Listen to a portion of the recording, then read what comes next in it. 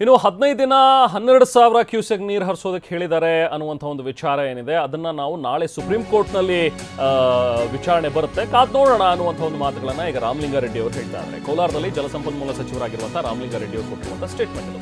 ಮೇ ಮತ್ತೆ ಜೂನ್ ಜುಲೈನಲ್ಲಿ 3.5 TMC ನೀರನ್ನ ಬಿಡೋದಕ್ಕೆ ಹೇಳಿದ್ರು, ಅದನ್ನ ನಾವು ಬಿಟ್ಟಿದ್ದೀವಿ. ಹಾಗೆ 7.5 TMC ಅಷ್ಟು ನೀರು ತಮಿಳುನಾಡಿಗೆ ಈಗಾಗಲೇ ಹರಿದು ಹೋಗಿದೆ, ಅಂದ್ರೆ ಹೆಚ್ಚುವರಿಯಾಗಿ ನಾವು ನೀರನ್ನ ಹರಿಸಿದ್ದೀವಿ ಅನ್ನುವಂಥದ್ದು ಇವರ ವಾದ. ನಮ್ಮ ಮುಂಗಾರು ಮಳೆ ಕಡಿಮೆ ಆಗುತ್ತೆ, ಆಗಸ್ಟ್ ತಿಂಗಳ ಮಳೆ ನಂಬೋದಕ್ಕೆ ಆಗೋದಿಲ್ಲ ಅನ್ನುವಂಥದ್ದನ್ನು ಕೂಡ ಹೇಳಿದ್ರು.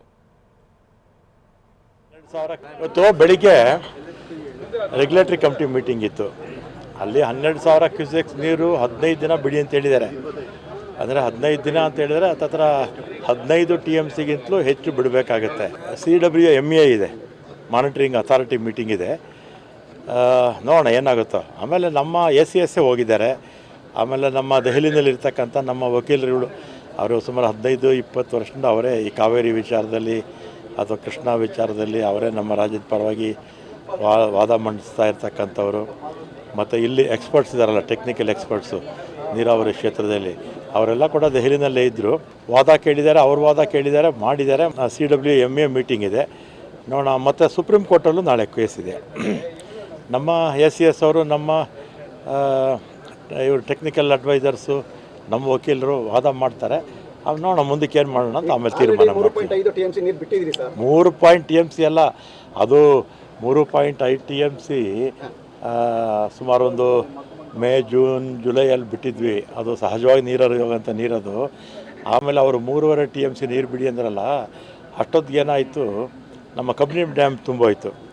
ಕಬಿನಿ ಡ್ಯಾಮ್ ತುಂಬಿದ ಮೇಲೆ ಅದನ್ನು ನಾವು ಸ್ಟೋರ್ ಮಾಡೋಕ್ಕಾಗಲ್ಲ, ಅದು ನೇರವಾಗಿ ನದಿಗೆ ಹೋಗುತ್ತೆ.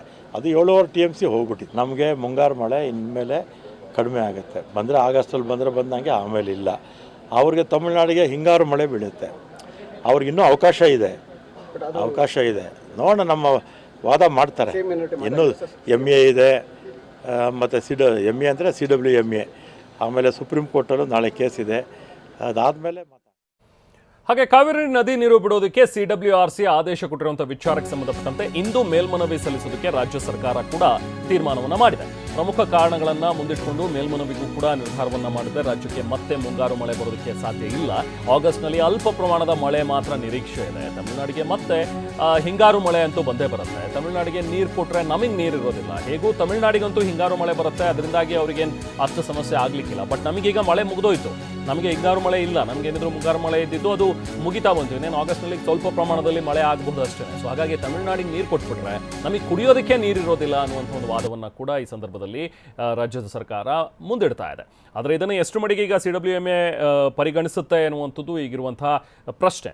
ಈಗ ಚರ್ಚೆ ಸಭೆ ಅಂತೂ ನಡೀತಾ ಇದೆ. ಈ ಸಭೆಯಲ್ಲಿ ಏನು ತೀರ್ಮಾನ ಬರುತ್ತೆ ಅನ್ನುವಂಥದ್ದನ್ನ ಎಲ್ಲರೂ ಕೂಡ ನಿರೀಕ್ಷೆ ಮಾಡ್ತಾ ಇದ್ದಾರೆ. ನೋಡಬೇಕು. ಈಗ CWRC ಕೊಟ್ಟಿರುವಂಥ ಆದೇಶ ಏನಿದೆಯಲ್ಲ, 15 ದಿನಗಳ ಕಾಲ 12,000 ಕ್ಯೂಸೆಕ್ನಷ್ಟು ನೀರು, ಅಂದರೆ ಹೆಚ್ಚು ಕಮ್ಮಿ 15ರಿಂದ 16 TMC ಅಷ್ಟು ನೀರನ್ನು ಹರಿಸಬೇಕಾಗತ್ತೆ.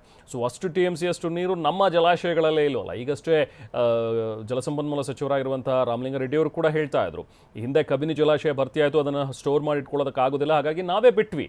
ಸೊ ಅವ್ರು 3.5 TMC ಕೇಳಿದ್ರು, ನಾವು 7.5 TMC ಅಷ್ಟು ಬಿಟ್ಟಿದ್ದೀವಿ. 4 TMC ಎಕ್ಸ್ಟ್ರಾನೇ ಹರಿದು ಹೋಗಿದೆ. ಅದೆಲ್ಲವೂ ಕೂಡ ಲೆಕ್ಕ ಹಾಕಬೇಕಾಗತ್ತಲ್ವಾ ಅನ್ನುವಂಥದ್ರ ಬಗ್ಗೆನೂ ಕೂಡ ಹೇಳಿದ್ದಾರೆ. ಸೊ ಇದೆಲ್ಲವನ್ನೂ ಕೂಡ ಚರ್ಚೆಯ ಸಂದರ್ಭದಲ್ಲಿ, ವಾದದ ಸಂದರ್ಭದಲ್ಲಿ ಮುಂದಿಟ್ಟು ಹೇಗೆ ಈಗ CWMA ಇದನ್ನು ಪರಿಗಣಿಸುತ್ತೆ, ಏನು ಆದೇಶವನ್ನು ನೀಡುತ್ತೆ, ಅದನ್ನು ಪ್ರಶ್ನಿಸಿ ಮತ್ತೆ ಸುಪ್ರೀಂ ಕೋರ್ಟ್ಗೆ ಹೋಗೋಕ್ಕೂ ಕೂಡ ಅವಕಾಶ ಇದೆ.